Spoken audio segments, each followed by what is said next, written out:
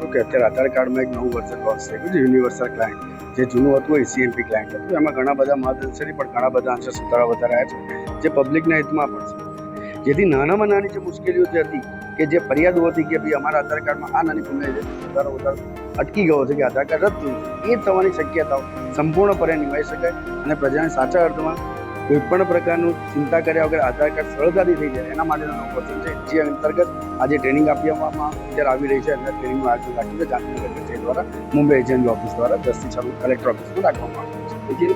આજે આપણે unit collector office ધારાસભા હોલની અંદર આધાર માટેની એક માસ્ટર ટ્રેનિંગ રાખવામાં આવેલી છે. જે આધારની અંદર નવું સોફ્ટવેર આવેલું છે એની અંદરની માહિતી છે, પછી આધારની અંદર કેવી રીતે કામગીરી કરવી એના માટેનું છે, કરપ્શનના કેસ ન વધે એના માટેની એક 150થી વધારે જે આધાર ઓપરેટરો છે જિલ્લાની અંદર એની ટ્રેનિંગ રાખેલ છે. એની અંદર એના માટે ગુજરાત સ્ટેટમાંથી કુમાર આનંદ અને પ્રોજેક્ટ મેનેજર પિનાક જોશી એની માસ્ટર ટ્રેનિંગ આપી રહેલ છે, જે સવારે 10:30 થી સાંજે 6 વાગ્યા સુધી ચાલુ.